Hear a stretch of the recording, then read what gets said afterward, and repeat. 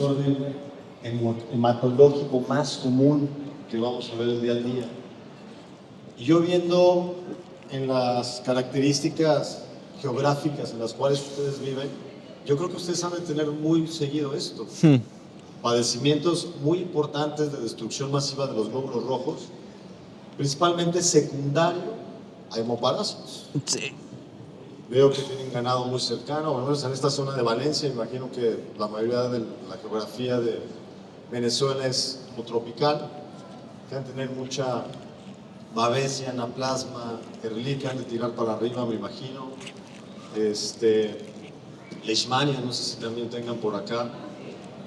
Y normalmente la anemia hemolítica la dividimos entre primaria y secundaria. Lo más común, lo que marca la literatura, porque los estudios, muchos de ellos son realizados pues, en países donde no presentan o no tienen tantos hemoparásitos, es la que ellos ponen el número 1. Pero creo que a nivel de Latinoamérica, nosotros la de tipo secundario es la que normalmente vemos, ¿no? Y esta enfermedad como tal es un desafío.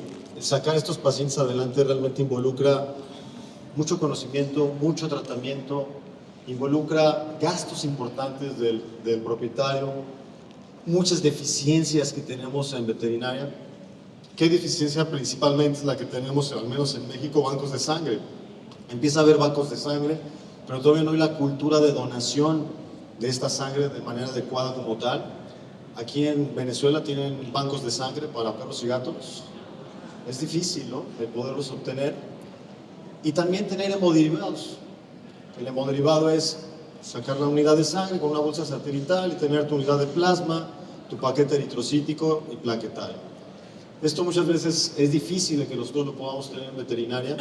Hace falta más trabajar con respecto a esto, que nos apoyaría mucho con esto. Más sin embargo, de las herramientas que nosotros tenemos al día, las vamos a ir platicando, al menos las que les voy a compartir, lo que realizamos principalmente en México, para que de esa manera nos podamos orientar qué es lo que está pasando con ellos. Hay que prenderlo, si no, no sirve.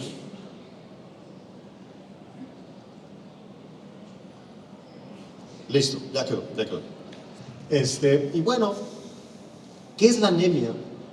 Cuando yo veo un paciente que está anémico, muchas veces lo puedo ver clínicamente, dependiendo del grado, si es leve, moderado, severa, va a ser la signología que manifiesta el paciente. Pero el solo hecho de decir anemia es una disminución en el paquete eritrocítico que está presente en este paciente. Y cuando yo veo un paciente que está anémico, forzoso, tengo que realizar un hemograma. Y en el hemograma, lo que a mí me interesa hacer esta lectura, principalmente es saber si esta anemia es regenerativa o es no regenerativa. Y vamos a ver muchos cambios en un hemograma, en un paciente que tiene anemia hemolítica inmunomediada por máxima destrucción, y vamos a ver una respuesta favorable con respecto de la médula a esta carencia de estos glóbulos rojos que están cayendo tan abruptamente, con los cuales nosotros tenemos que saber leerlos, saber leer el hemograma. Algo que no es permitido nosotros como médicos veterinarios es esperar a que el patólogo me interprete los resultados. Yo desde que veo un hemograma tengo que saber y tengo que aprender qué me está diciendo cada diferencial que me está marcando, tanto de la línea blanca, la plaquetaria y de la línea roja, ¿sí? Entonces, una anemia es una disminución de la concentración de hemoglobina también. Lógicamente, un paciente que está anémico, también la globulina va a disminuir, salvo que tuviese algún proceso patológico como hepático en el cual el paciente, el hierro no lo esté asimilando de manera favorable. Son estas anemias no regenerativas, microcíticas, hipocrómicas, por ejemplo, que nosotros podemos llegar a tener y podemos nosotros tener esa lectura a nivel del hemograma, ¿sí? Vamos a ver que va a haber en conjunto, dependiendo de la gravedad de esta anemia, un proceso de disminución del oxígeno. Son pacientes que si tienen una anemia grave, aunque yo lo esté oxigenando, si no tiene eritrocito y no tiene hemoglobina, no va a haber una oxigenación. Y estos pacientes pueden llegar a fallecer de una manera abrupta, aunque les estemos poniendo una válvula de oxígeno, ¿sí? Es importantísimo en ellos compensarlos. Y son pacientes que nosotros podemos ver, por ejemplo, una anemia crónica, un no regenerativo. ¿Qué se les viene a la mente? ¿Un enfermo renal? Un paciente con enfermedad renal que está afectado el aparato extraglomerular a nivel de los riñones, con la cual no hay una producción adecuada de eritropoyetina, y estos pacientes poco a poco van siendo anémicos, y el organismo va compensando, se va adaptando a esa carencia de estos glóbulos rojos. Pero en un paciente que tiene una anemia aguda, no le da el tiempo al organismo a compensar, con lo cual la signología que empieza a presentar principalmente son de hipoxia. ¿Cuántos no hemos visto enfermos renales con hematocrito de 20, de 14, en gatos, por ejemplo, que es muy común, y están ahí solventando la vida, van como si nada, y vemos un paciente de manera aguda que te disminuye incluso por menos de 20 y el paciente ya se está descompensando de una manera muy seria. Entonces, este tipo de anemia nos llega a provocar esto, ¿no? Hay diferentes artículos, está el LAGVIN, búsquenlo siempre, son guías que nos van a servir para orientarnos en el tratamiento de estas enfermedades, son consensos en los cuales se han unido un grupo de veterinarios expertos en el área, con lo cual van dando los puntos claves de qué es lo que se hace actualmente. Acordémonos que la literatura, los artículos, tenemos que basarnos, porque la medicina es en base a evidencia, y esto va modificando y se va cambiando, por lo cual hay que actualizarnos. Me ha tocado en esta enfermedad en específico, en la época en donde utilizábamos quimioterapéuticos. Estos pacientes que llegan a tener anemia hemolítica inmunomediada llegan a complicarse con una enfermedad que se llama síndrome de Evans. ¿Sí recuerdan qué es el síndrome de Evans? Anemia más trombocitopenia. Entonces, en la lógica, conociendo la farmacodinámica, farmacocinética de los medicamentos, decían, bueno, si este paciente tiene una autodestrucción masiva de glóbulos rojos y tengo trombocitopenia, ¿qué quimioterapéutico nos ayuda para controlar esto? Vincristina, por ejemplo. Y la vincristina que estimula a la trombopoietosis para que estos pacientes lleguen a generar más plaquetas, compensaba ligeramente, pero afectaba otras partes de la producción del glóbulo rojo y afectaba más al paciente. En algún momento la llegamos a utilizar, hasta el momento el conocimiento científico que se tiene, sabemos que no es tan favorable utilizarla como de primera elección, por ejemplo, ¿no? Hay otros protocolos y de ahí que salgan los consensos en estos pacientes para que nos ayuden a controlar eso. Nosotros debemos de conocer cómo es la madurez del glóbulo rojo, cuánto tiempo vive en promedio. Lo común es que para que haya una producción de glóbulo rojo es de 5 a 7 días. Lo que nosotros podemos ver en un paciente que está regenerando, lo que ve el patólogo, lo que nos reporta cuando hacemos una citología, son reticulocitos. Es la fase inmadura del eritrocito. Muchos pacientes, cuando llegan a tener una anemia muy importante, parte de lo que nos reportan son reticulocitosis. Y esos reticulocitos lo que nos está diciendo es que la médula, en la línea eritropoyética a nivel de la médula, está produciendo glóbulos rojos. Es la fase inmadura del eritrocito y dice, estoy carente de glóbulos rojos, empecemos a sacar a los niños a trabajar, ¿no? Y muchos pacientes, cuando vemos reticulocitosis, son pacientes que están regenerando.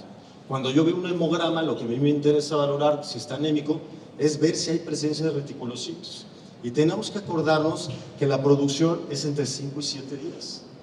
En esta patología en específico, cuando es aguda y nos vemos en primeras horas que se empieza a manifestar la enfermedad, los tutores son muy cuidadosos, estos pacientes tienen una caída tan abrupta que puede ser que haya un hemograma y no me reporten tantos reticulocitos. ¿Por qué?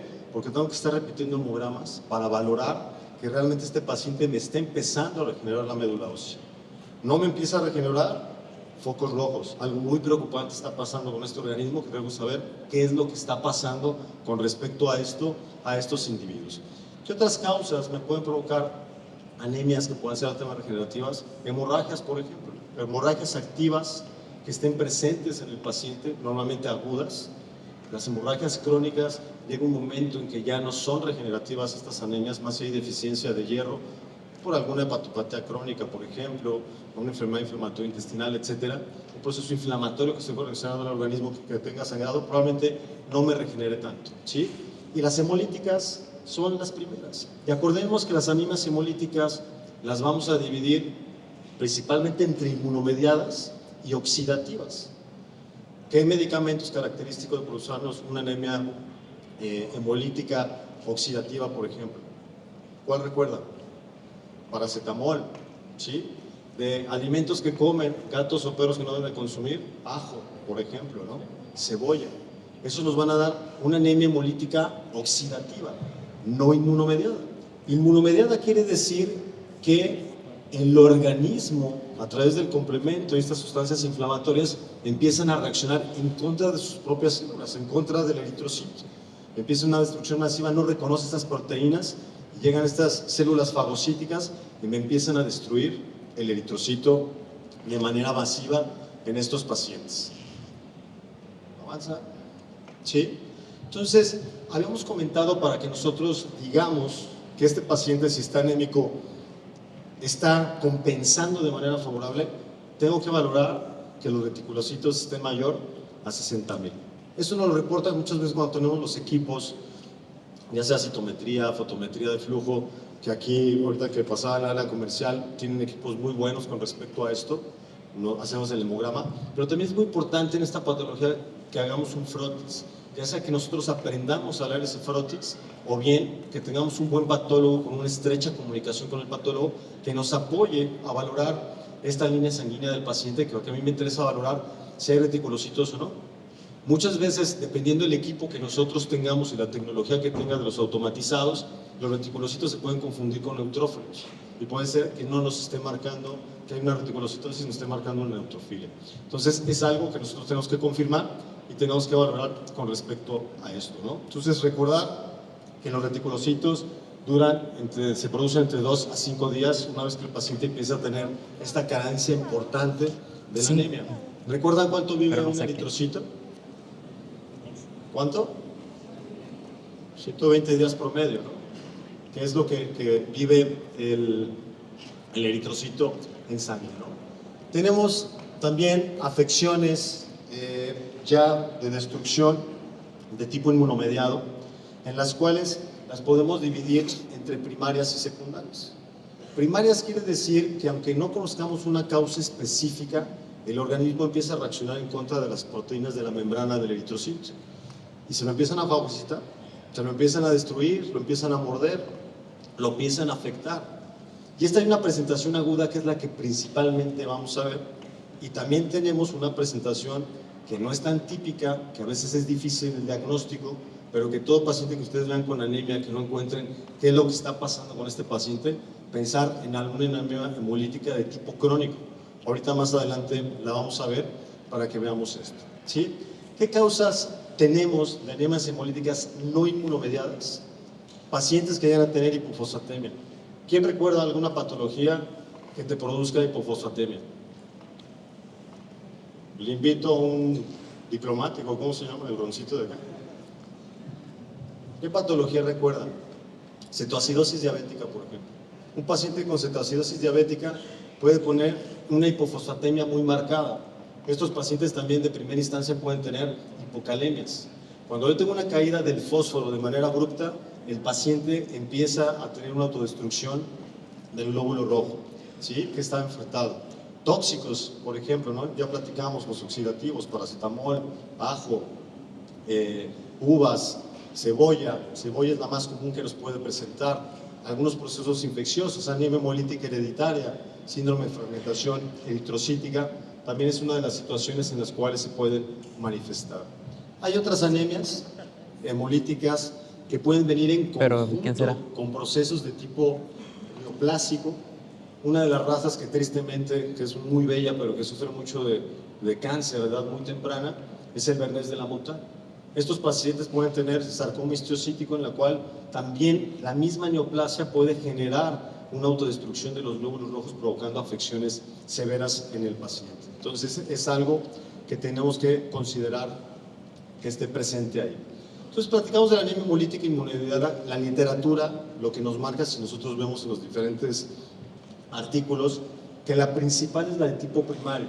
Yo pensaría que en mi país, en algunas zonas de origen tropical, o ustedes aquí, la que principalmente van a ver va a ser la de tipo secundario. Y les tengo una noticia triste: los de tipo secundario por infecciones son las que pueden tener un peor pronóstico. ¿Y esto por qué? ¿Cuál es la principal terapia para una anemia hemolítica inmunomediada? ¿Qué tengo que hacer con el sistema inmune? Deprimirlo. Pero ¿qué pasa si lo deprimo y en conjunto tengo Ehrlichia, Leptospira, Anaplasma, Babesia? Tienen un peor pronóstico y esto lo tengo que hablar con el tutor, para que de esa manera podamos tener esa información con respecto a esto, ¿no? Entonces, la de tipo primario no se sabe específicamente cuál es la causa, aunque se reporta que puede ser mayor, y tenemos las de tipo secundario. Hay reportes de anemia hemolítica inmunomediada con pacientes que fueron recién vacunados, por ejemplo, ¿sí? Tienen una reacción crónica posterior a unas 2 o 3 semanas este paciente generando esta anemia hemolítica con la destrucción. Todo paciente que veamos con signología de este tipo, tenemos nosotros que preguntar en nuestra historia, en nuestra anamnesis, si el paciente fue recién vacunado o no. Hay algunos medicamentos como la amoxicilina, sulfastemetropin, que también se ha visto asociada a esto, aunque no es lo más común. De tipo secundario, enfermedades infecciosas, en mi ciudad, Leptospira es una de las primeras. No sé qué tanto tengan aquí Leptospira, que me imagino que deben tener bastante, pero al menos en Ciudad de México tenemos Leptospira. Todo paciente de mí que llegue ictérico, inmediatamente le pongo guantes en lo que sé que es lo que le está pasando a este paciente para poder empezarlo a tratar. Más si tiene anemia hemolítica, tiene Leptospira, al menos en mi ciudad, hasta que no demuestre lo contrario. Tengo los cuidados porque esto puede ser zoonosis y empezamos un tratamiento con él, aunque todavía no tenga resultados de laboratorio, de manera empírica, porque lo común pasa comúnmente, ¿sí? ¿Qué herramientas tengo? Tengo PCR, por ejemplo, para la leptospira, tengo microaglutinación en placa, que nos puede ayudar por mucho con respecto a esto, ¿sí? Neoplasias, ya habíamos practicado, la principal neoplasia que puede llegar a provocar anemia hemolítica inmunomediada es linfoma. El linfoma estadísticamente es una de las principales neoplasias que vamos a ver. Otro de ellos es hemangiosarcoma. Todo paciente que yo vea con lesiones en vaso, forzoso por ultrasonido, también reviso el corazón y puedo pensar que este paciente puede llegar a manifestar o presentar también anemia hemolítica inmunomediada, con la cual puede estar presente esto y algunas otras alteraciones como desórdenes autoinmunes, como cuál, lupus, por ejemplo, que pueden llegar a manifestar, pénfigo, vasculitis. Estos pacientes pueden llegar a generar anemia hemolítica inmunomediada. Y vamos a ver que la anemia hemolítica inmunomediada, independiente de que sea primaria o secundaria, puede manifestarse o esta se puede presentar de manera intravascular. La destrucción es masiva dentro del flujo sanguíneo del organismo, con lo cual estos pacientes es muy fácil que estén ictéricos. Y vamos a ver la de origen extravascular. La que es de origen extravascular, principalmente la vamos a ver a nivel del vaso, a nivel del hígado. Muchos pacientes los palpamos, tienen dolor abdominal, tienen organomegalia, tienen procesos febriles. En un principio no están tan ictéricos como puede ser un paciente cuando es de origen de tipo primario, a nivel intravascular, por ejemplo, o secundario intravascular. Y otra presentación es a nivel de médula ósea. Estos pacientes es muy delicado porque los que están presentes en médula ósea, muchos de ellos acaban con anemia plástica. Se agotan estas líneas granulocíticas o megacariocíticas para lo que son las plaquetas y empiezan a tener ya un proceso aplásico de la médula. Algo que me interesaría a ustedes aquí, principalmente con Ehrlichia, es también entender esto. ¿Cuántos pacientes con ehrlichiosis crónica que no se va controlando, que no tenemos un buen protocolo de tratamiento, la Ehrlichia se deposita y también se va a la médula? Yo les puedo asegurar que muchos pacientes en los cuales ustedes tienen trombocitopénicos, que están anémicos, que le hacen la prueba sanguínea para poder valorar la Ehrlichia si está presente o no, o le hacen PCR, o le hacen también ELISA, le sale negativa, tienen que buscar la Ehrlichia si el paciente tiene esas características en una punción de médula ósea. Muchos de ellos pueden estar ahí e incluso se pueden convertir a plásicos. En tipos primarios de anemia hemolítica inmunomediada, cuando ya la afección se va a médula y yo no la controlo, es muy mal pronóstico con respecto a ellos, con los cuales les puede ir bastante mal. Hay inmunoglobulinas que se están mediando con respecto a esto, la IgG, la IgM, incluso hay algunos trabajos donde miden estas inmunoglobulinas para orientarnos. En términos prácticos, pues no es tan a la mano que lo hagamos al día, estar midiendo electroforesis para estas inmunoglobulinas, estas patologías, pero bueno, es algo que reporta la literatura, ¿sí? Vemos que también la autoinmune puede ser por proteínas del citoesqueleto, glicoproteínas de la membrana eritrocítica, moléculas de intercambio aniónico eritrocíticas, son las principales proteínas que desconoce el organismo, los cuales generan anticuerpos.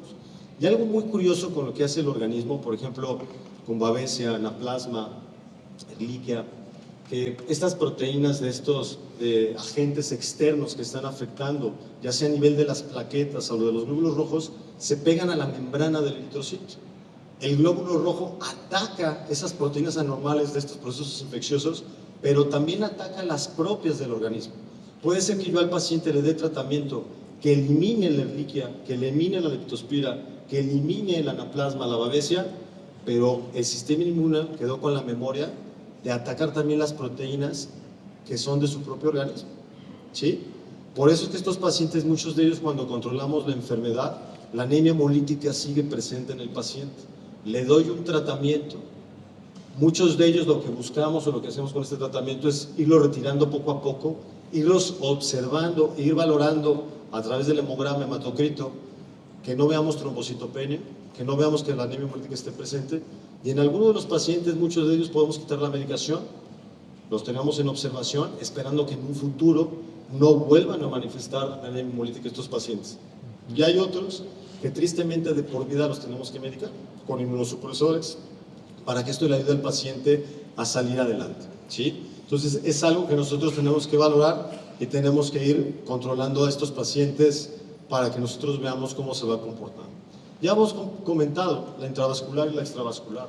Algo curioso que en la vida que yo he visto estos casos clínicos es que a nivel extravascular he tenido presentaciones de anemias crónicas y son pacientes que muchos de ellos no respetan las características que comúnmente vamos a ver como la aguda, que en el hemograma reticulocitosis, aglutinación, que tengan esferocitos, por ejemplo, que más adelante lo vamos a ver.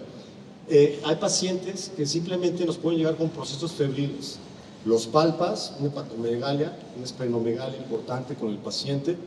Nosotros decíamos que tiene el paciente, leptospira negativo, 4DX negativo, hicimos hemocultiva negativo, aparente neoplasia no, hicimos punción de vaso, no nos reportaba más que proceso inflamatorio. Decíamos que tiene este paciente, no nos orientábamos qué es lo que tenía, le dábamos AINES para controlar el proceso febril, pero tenía una anemia crónica, en la cual era no regenerativa este paciente. Lo único que teníamos que era el vaso estaba grande, y bueno, este paciente definimos hacer una biopsia de hígado, ya no una citología, sino una biopsia del vaso, y nos reportan en histopatología que el paciente estaba presentando destrucción de glóbulos rojos, por lo cual tiene una anemia hemolítica de tipo crónico. No es lo más común que vemos, pero es algo que puede presentarse. Y me van a decir, doctor, ¿y por qué no es una prueba de Coombs? La prueba de Coombs, no sé si la tienen montada aquí en Venezuela, pero en México no la tenemos tan fácilmente. Cuando nosotros realizamos la prueba de Coombs, algunas veces nos tarda 1 o 2 semanas el resultado, y si es aguda, pues en este tiempo ya se nos murió el paciente, ¿no? Entonces, este paciente en particular, y he tenido otros más, con estas características de anemia hemolítica de tipo crónico, empezamos con esteroides, inmunosupresores, y responden adecuadamente estos pacientes. Entonces, siempre acordarnos que también podemos tener esa presentación de enfermedad, y principalmente si está en el hígado, en el vaso. Ya se llega a la médula, es de muy mal pronóstico. Anteriormente, si nosotros leemos la literatura o platicamos con doctores, tanto de humana como de veterinaria, en contacto con esa enfermedad, algo que lo recomendaban era la esplenectomía. Era un protocolo de tratamiento que de primera instancia se realizaba. En algunos pacientes funcionaba bien, en algunos no. Y era justificado por la presentación extravascular, que si se manifestaba en el vaso, quitabas el vaso y en teoría mejoraba. Pero lo que se ha visto actualmente es que cuando es de tipo extravascular, vamos a ver que va a estar afectado tanto el hígado como el vaso. Si yo no puedo quitar el hígado, ¿están de acuerdo? Entonces, no tenía tanto sentido el retirarlos. ¿Qué hemos realizado o qué hemos visto pacientes en los cuales hemos definido quitar el vaso? Cuando este vaso tiene esplenomegalia muy grande, les provoca dolor, les provoca malestar. Cuando el paciente probablemente la anemia se corrigió, pero sigue estando presente la trombocitopenia. Entonces, es algo que hay que valorar o hay que considerar a los pacientes. Actualmente, la mayoría, el manejo con los cuales yo realizo es manejo médico más que quirúrgico, salvo que sea de tipo secundario por una neoplasia. Forzoso, cuando yo tengo un paciente con anemia hemolítica, tengo que buscar causas. Si me llega un Golden Retriever de 8 años con anemia hemolítica, En mi cabeza principalmente voy a pensar, no tendrán una neoplasia. Esos perros, la mayoría de ellos, un 80, 90%, van a fallecer ya de viejos, pero secundario a una neoplasia. Hemangiosarcoma, linfoma, mastocitoma son los principales, osteosarcoma. Desgraciadamente o tristemente esta raza predispone de eso. También eso es lo importante, que nosotros aprendamos de las razas y que sepamos de qué enfermedades son predispuestos ellos y a qué edad de presentación. Cuando me llega un paciente con esas características, yo me tengo que apoyar a buscar que ese paciente realmente no esté presentando algún tipo de anemia hemolítica secundaria, algún proceso neoplásico, ¿sí? Que es lo que tenemos que tener en mente. Aquí, en este trabajo, lo que realizaron fue una diferenciación por electroforesis de las diferentes globulinas del paciente, con lo cual nos indicaban, cuando empezaban la relación entre el IgG, IgM, IgM, IgG, IgM, IgM, dónde podría estar la destrucción del eritrocito. Muchos de ellos se presentan de esa manera, que es una manera también de clasificación en la cual puede estar esta presente. Entonces, habíamos comentado que la anemia hemolítica de tipo primaria es la que está reportada entre el 65 al 75%, pero les comento que esta literatura no es con esta geografía. Yo sí o sí pensaría que al menos aquí en Valencia, del clima que yo tengo, me llega un paciente con anemia hemolítica, forzoso tengo que buscar un hemoparásito. ¿Qué pruebas de laboratorio tenemos? No sé, tienen PCR aquí para hemoparásitos, frotis directo, pueden hacer ELISA, y no demuestro lo contrario hasta que el paciente demuestre que no lo tiene. Y muchas veces algo que tienen que orientarse es que lo que manda es la clínica. Hay riquezas, hay hemoparásitos que a veces no se detectan en las pruebas convencionales o que no hemos detectado en la actualidad y que pueden presentar signos clínicos. Si yo tengo un paciente que me está gritando que tiene anemia hemolítica en un ambiente así, en lo que yo descubro no, pues ni modo, yo no empiezo con doxiciclina a este paciente hasta que me demuestre lo contrario, ¿vale? Entonces es algo que nosotros tenemos que tener en mente. Entonces, las de tipo secundario ya las habíamos platicado. Siempre tener esta bitácora, qué medicamento se le ofreció recientemente, si fue recientemente vacunado o no. De aquí nos ponen esa tela de juicio. Un paciente que tiene anemia hemolítica puede ser vacunado o no. Probablemente yo lo que les diría, en Ciudad de México, que tenemos mucha leptospira, que tenemos parvovirus y que tenemos moquillo, y que sabemos que estos virus han mutado. Por ejemplo, parvovirus, antes pensábamos que nacen en cachorros. Hemos tenido pacientes de 1 año, de 2 años, presentes con parvovirosis, con la cepa la 2C, en la cual pueden manifestar la enfermedad. Entonces, en ellos probablemente no los vacune anualmente, puede ser una cada 3 años, por ejemplo, pero tengo que considerar y platicarlo eso muy bien con el tutor para ver si vacunamos o no. No le pondría yarda, como diría el doctor Camilo, ¿no?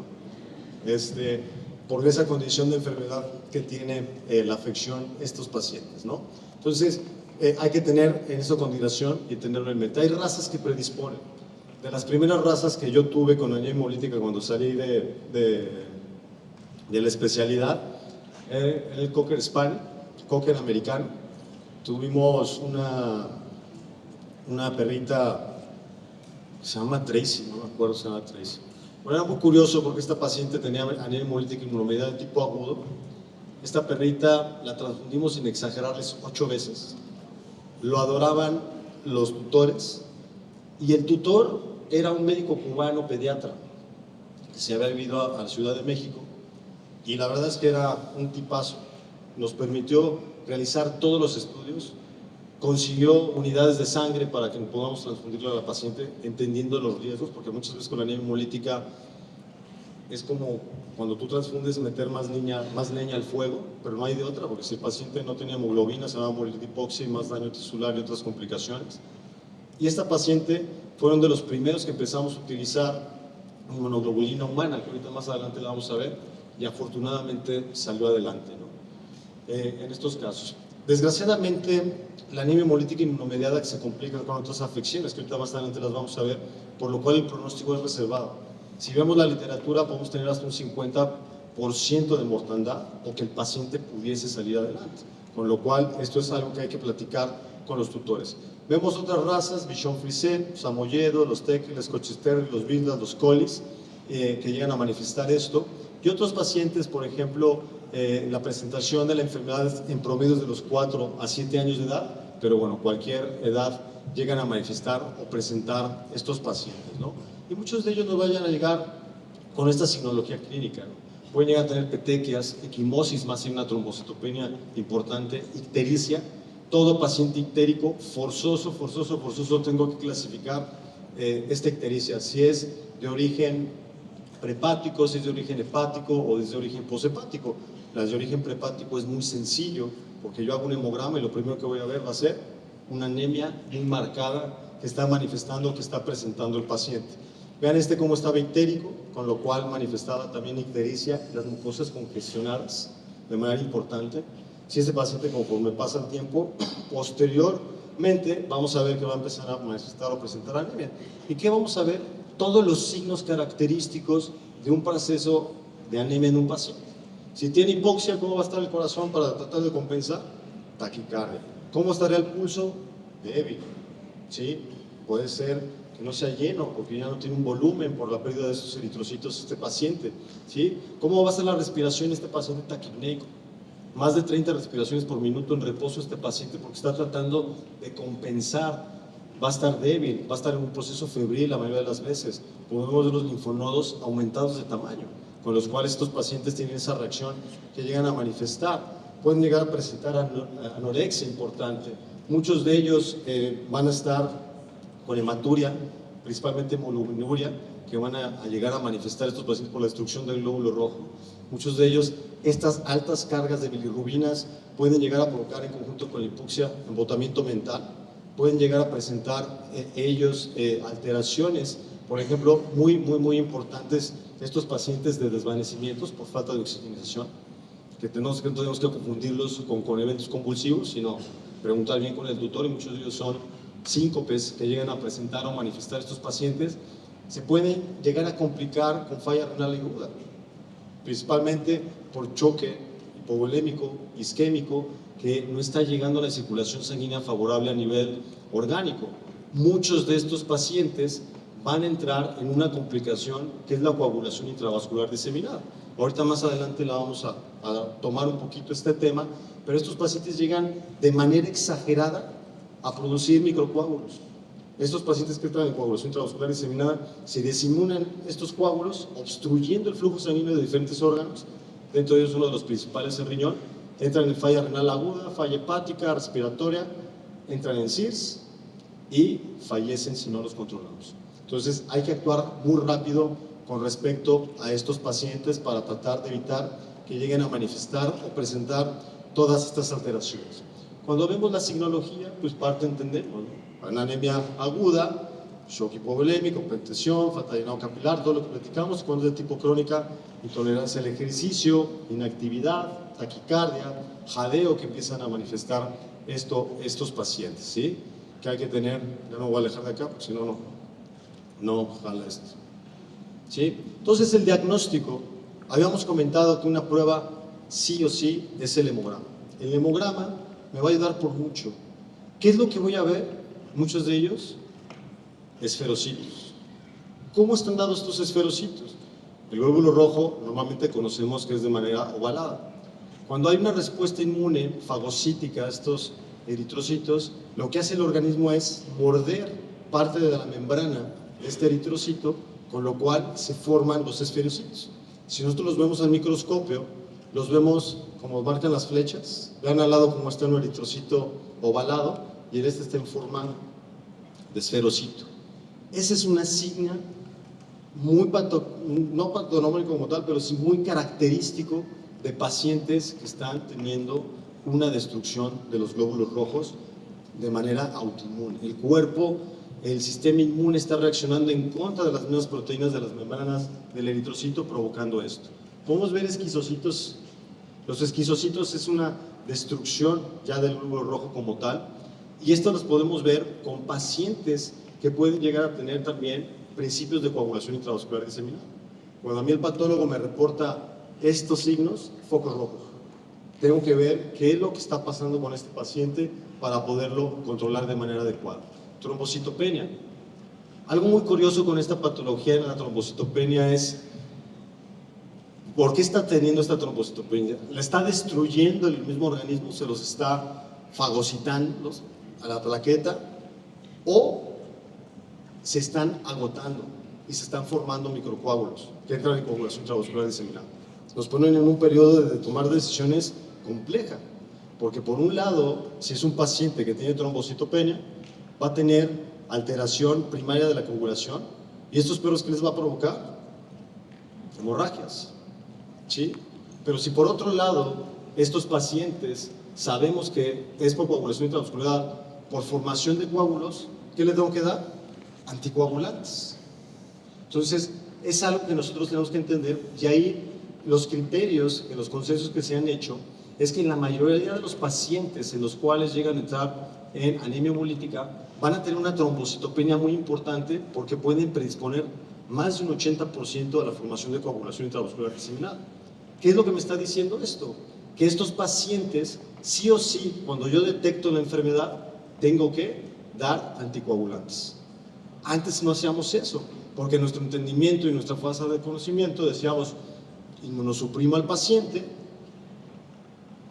no le doy anticoagulantes porque por sí está trombocitopénico. ¿Y qué es lo que hacíamos? Que el porcentaje de mortandad era más alto. Ahora todo paciente que nosotros veamos con anemia hemolítica inmunomediada, lo que más del consenso es, empieza con inmunosupresores y empieza con anticoagulantes con este paciente, y vas a incrementar tu tasa de éxito de sobrevida de ellos, ¿sí? Entonces es algo que nosotros tenemos que tener en la mente. Hiperplasia amiloide, necrosis tisular, secundaria a la formación de los trombos, es lo que podemos ver. ¿Qué más podemos encontrar en el hemograma? Hemólisis. Hemólisis igual a incremento de las bilirrubinas.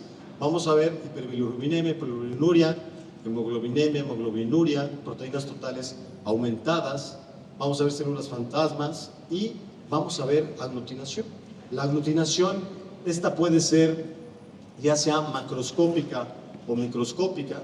Vean cómo a nivel microscopio se agregan estos eritrocitos por esta reacción autoinmune que está teniendo, o también a nivel macroscópico. Muchas veces tomamos nuestra muestra, la ponemos en el Wacutainer con heparina. Si nosotros decantamos, vemos cómo se queda una pared de hilos de eritrocitos que se están aglutinando.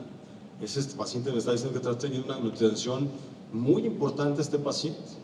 Entonces, si yo tengo en el hemograma esferocitos, reticulocitosis y tengo aglutinación, ese paciente que tiene anemia hemolítica inmunomediada. Si en conjunto también tiene trombocitopenia, ¿qué tiene? Anemia hemolítica inmunomediada, y tengo que tratarlo, tengo que empezar de manera urgente. No puedo perder tiempo a esperar el resultado, porque las horas en estos pacientes es su vida. Me ha tocado pacientes que los recibo en la mañana con un hematocrito de 28, pasan 4 o 5 horas, no tengo el diagnóstico, me cayó hasta 20 o 12, ¿sí?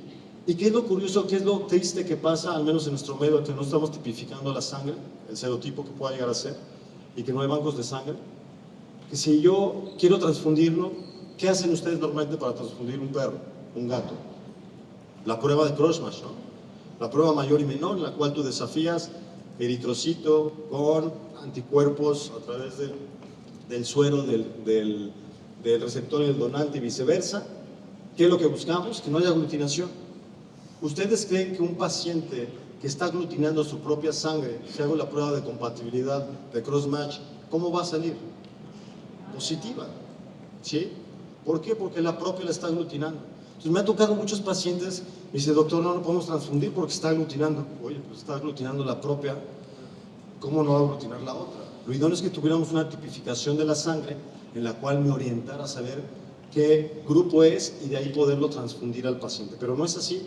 Muchas veces tenemos que tomar el riesgo de que la sangre que tenemos, aplicarla al paciente previamente con dosis de inmunosupresoras muy altas y tomar ese riesgo y darle la bendición al paciente para ver cómo está con el tratamiento, ¿no?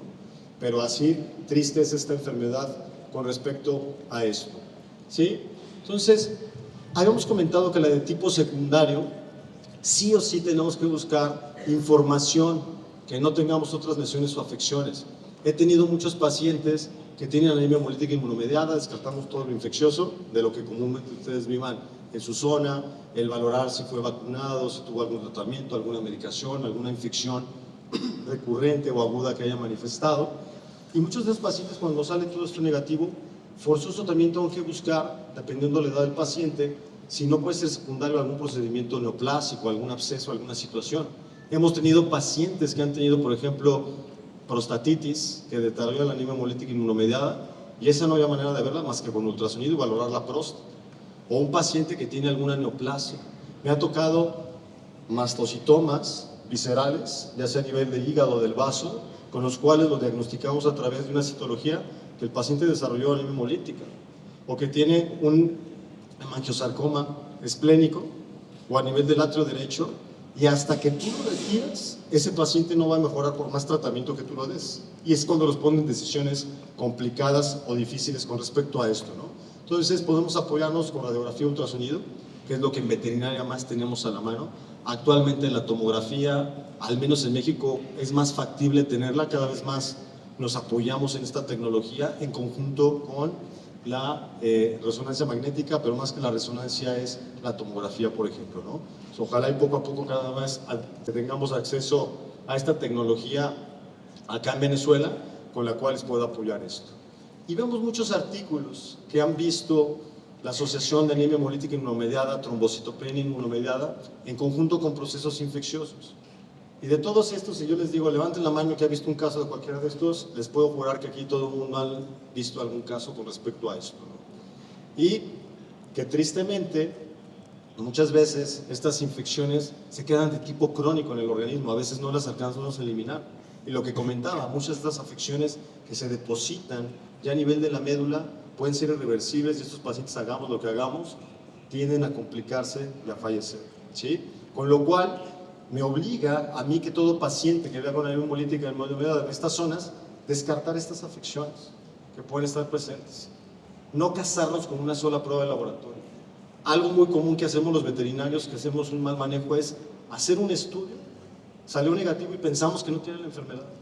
Justifica hablar con el tutor, justifica decirle, voy a hacer una prueba, pero si ahorita sale negativa, aunque el perro me esté gritando que tiene esto, voy a repetir el estudio, ¿sí? Para valorar, o voy a cambiar de técnica para realmente valorar, o voy a buscar la técnica y voy a buscar el lugar en donde yo piense que pueda estar positiva la afección. Muchos pacientes tenemos que puncionar linfonodo, y ahí encontramos a veces los microorganismos. Algunos de ellos en punción de médula, punción del vaso. Tengo que ser muy cauto, muy observador con respecto a qué es lo que me está diciendo el paciente, de dónde hacer la prueba de laboratorio, ¿sí? Para que de esa manera nosotros nos orientemos a que esté presentando o no esa afección. Lo delicado de lo que comentábamos, tiene un proceso infeccioso, yo tengo que inmunodeprimir al paciente, pero aparte tengo que tratar contra la infección.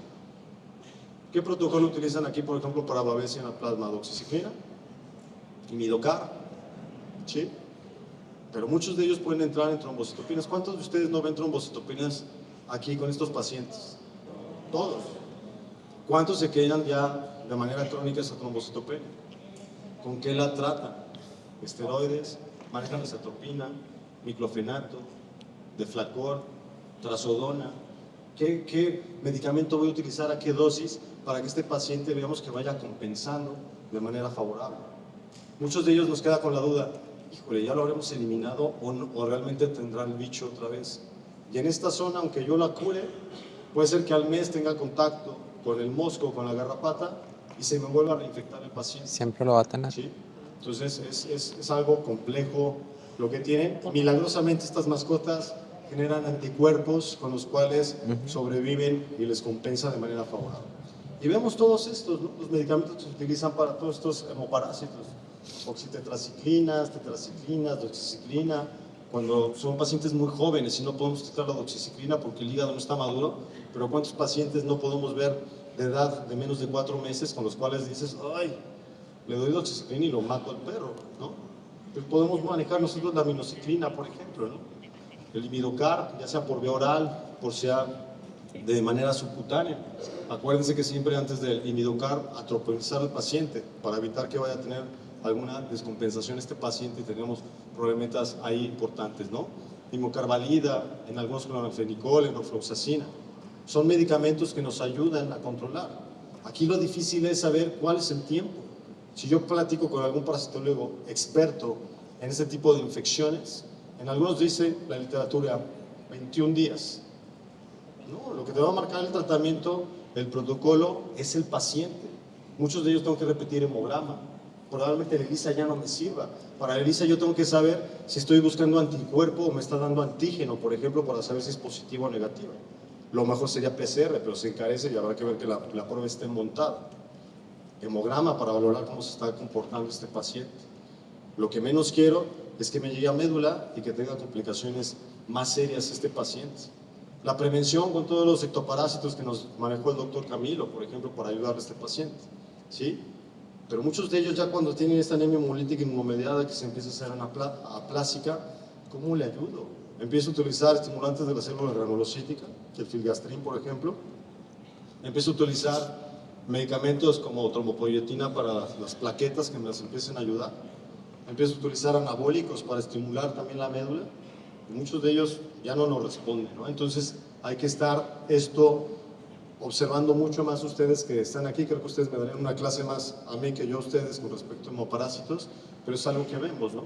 Entonces, la anemia hemolítica no regenerativa, forzoso hay que puncionar la médula ósea, tener el mecanismo, estas agujas de Jamshidi, para que nosotros podamos ver, montarlas en la laminilla y tener un patólogo experto en la valoración de la médula ósea.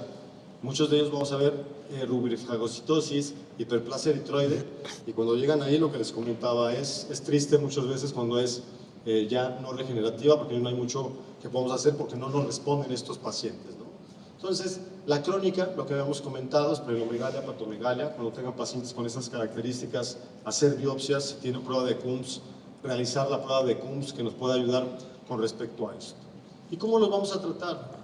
Esta es una de las guías, que es la 2019, es una de las más recientes, ya tiene 6 años, pero viene gratuita, la pueden bajar del internet, en la cual nos orienta. Y los puntos claves del tratamiento, entendiendo todo lo que platicamos previamente, es: una, saber el factor desencadenante. Si es de tipo secundario, si es de tipo primario, no vamos a ver muchas veces el factor desencadenante, pero si sabemos que vive en una zona como la que estamos ahorita estando, tengo que buscar hemoparásitos, sería lo principalmente que yo les dejaría, o infecciones como leptospira, por ejemplo. Controlo esto, con eso, con antibioterapia. No sé qué sea, empiezo con tratamiento que no tenga resultados. Si el paciente me está gritando que tiene esa afección o me orienta eso, empiezo con doxiciclina, por ejemplo, ¿no? 2, inmunosupresión. Sí o sí, inmediatamente cuando me llegue ese paciente, tengo que inmunosuprimir. ¿Con qué inmunosuprimo? Con esteroides, corticosteroides. Muchos perros nos llegan convalecientes, con vómitos, deprimidos, y forzoso le queremos dar la prednisona oral. No la va a aceptar, no la va a vomitar. Yo no estoy seguro que le está asimilando. ¿Qué utilizo? Un gran corticosteroide que es más potente que la prednisona, como la dexametasona. ¿Sí? ¿Cuánto tiempo? 2 o 3 días, 12.5 miligramos por kilogramo. Acuérdense que la dexametasona es 8 a 10 veces más potente que la prednisona. ¿Sí? ¿Qué más? Antitrombóticos. Ya platicamos que el 80-90% de los pacientes con anemia hemolítica van a generar coágulos, con lo cual estos pacientes yo los tengo que anticoagular para que pueda con estos pacientes controlarlos de manera adecuada. Y algo importante, la transfusión sanguínea. Muchos años yo decía, me voy a esperar a no transfundirlo porque voy a echarle más leña al fuego. Me voy a esperar porque le voy a echar más leña al fuego. ¿Cuál es mi obligación como médico? Mantener la homeostasis en este paciente. Si nosotros sabemos que en un hematocrito normal es entre 36 a 50 y este paciente me cae entre 14 o 12 que nos llega a tener, voy a transfundir a este paciente. Muchas veces con la transfusión no vamos a incrementar para llegar a esos niveles, y si quiero lograr eso voy a tener una sobrecarga de volumen y este paciente lo voy a provocar edema pulmonar. Salvo que yo tuviera el paquete eritrocítico, estos derivados, que lo pueda transfundir, que me apoyara, pero a veces no los tengo a la mano. Si los tengo a la mano, que mejor. Empiezo yo a transfundir estos derivados eritrocíticos que nos pueden ayudar. El paciente me está entrando en una coagulación masiva como coagulación intravascular diseminada, plasma fresco.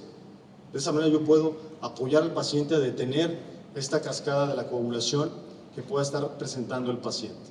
Entonces, muchos de ellos actualmente, afortunadamente, pones en redes sociales y dependiendo del carisma del tutor del perro, pues les llegan varios donadores, ¿no? En alguna ocasión Eh, fuera de la anemia hemolítica, también está el doctor Enrique Yardo trabajando donde antes trabajaba, que es un excelente médico de exóticos, y tenían un puerquito ahí consangrado, uno de esos vietnamitas, los chiquitos, y necesitaba sangre.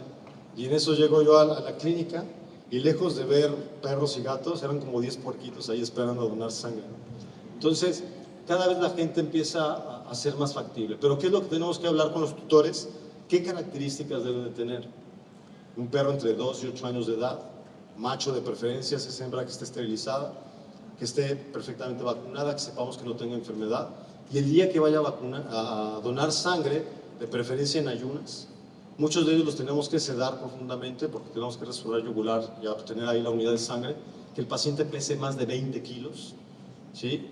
Que no sea una constitución de obesidad, porque ahí no nos ayuda esto, y que sepa que se puede provocar un hematoma, ¿no? Importante. Muchos que van a donar sangre, no les explicamos esto, se molestan seriamente porque se los entregas todos amoretados y el dueño se va de espaldas y lleno del coraje. Pero si tú desde que lo estás recibiendo le dices que eso puede pasar, creas una red de seguridad de comunicación en el cual el tutor te permite el paciente para que pueda donar sangre, ¿sí? Entonces, estos pacientes que tienen hipoxia, tienen baja hemoglobina, sí o sí tengo que ofrecer paquete eritrocítico, si no jamás se va a oxigenar de manera adecuada, en la cual tenemos que apoyar con eso. Hay fórmulas en las cuales podemos llevarte una plática aquí de transfusión, con la cual es importante que también ustedes se empapen de ese tema. ¿Qué otro tratamiento? Habíamos platicado que los corticosteroides son de primera elección. Lo que nos dicen las guías es utilizar estos de primera línea. ¿Qué utilizamos? Prednisona, prednisolona en el caso de los felinos, que también se puede llegar a presentar la anemia hemolítica, que puede estar ahí presente, principalmente el tipo primario. La dosis de 2 a 4 miligramos por kilogramo, y se pueden encontrar literatura que te maneja hasta de 6 a 8.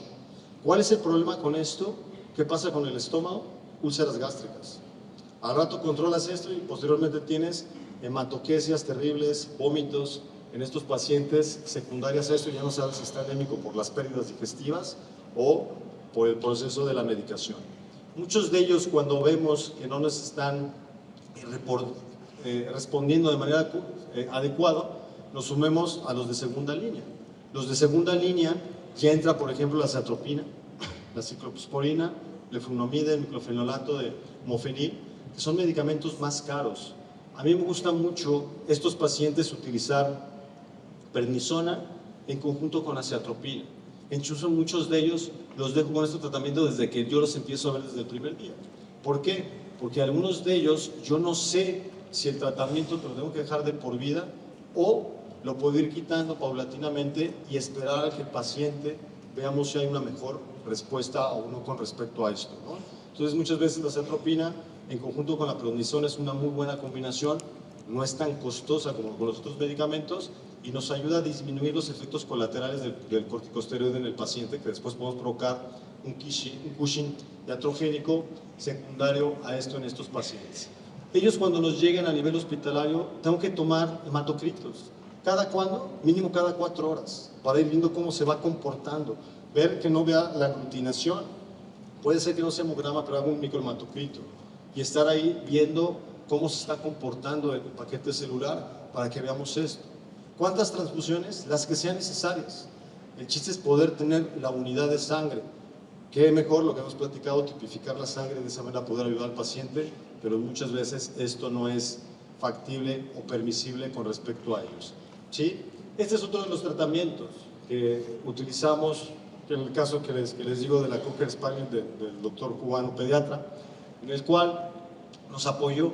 Eran los primeros reportes en los cuales se manifestaba que la inmunoglobulina humana funcionaba. Está debatido. En alguna literatura van a leer que entre que sí funciona o no, falta más evidencia.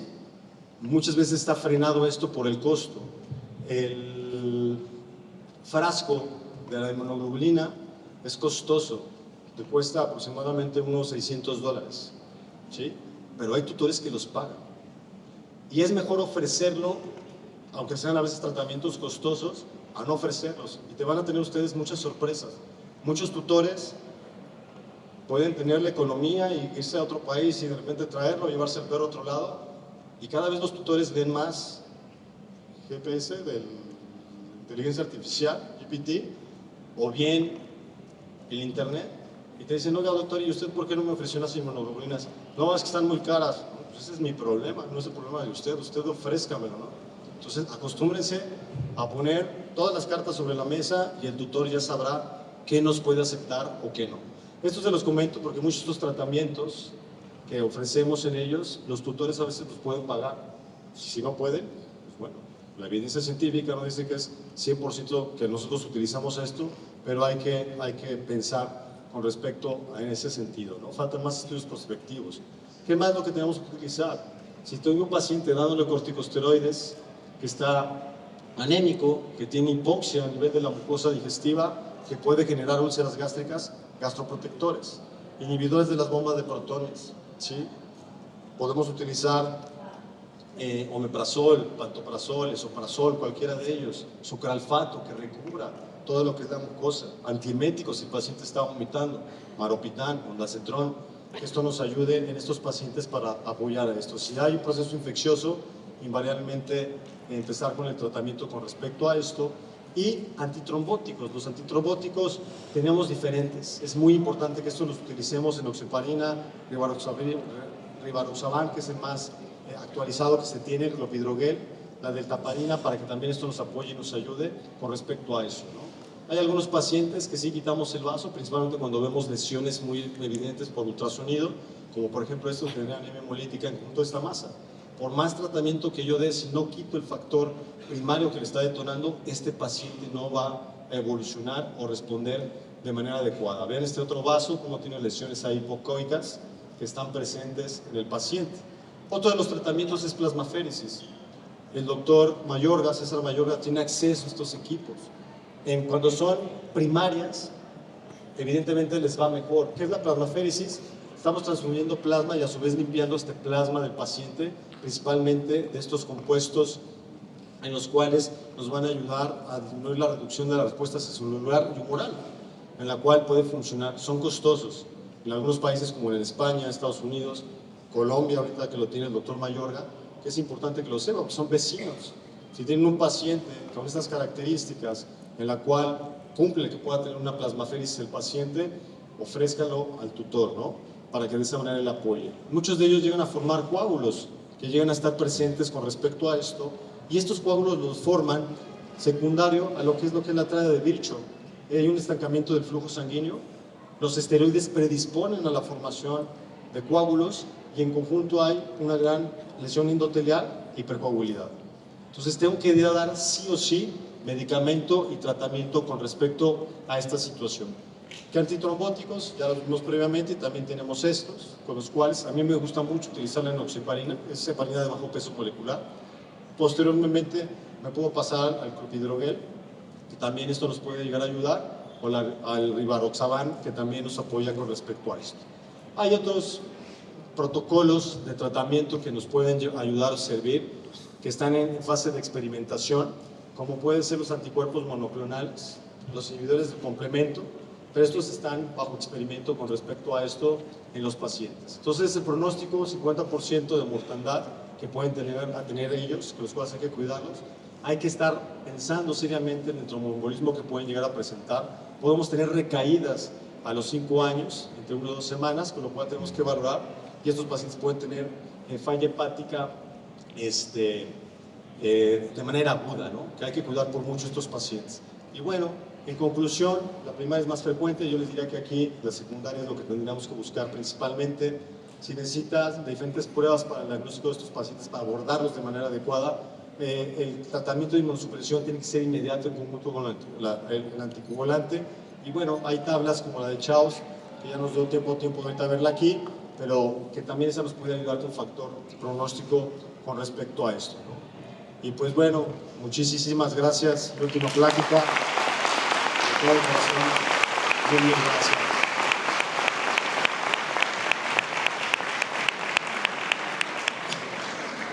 Esperemos pronto volvernos a ver.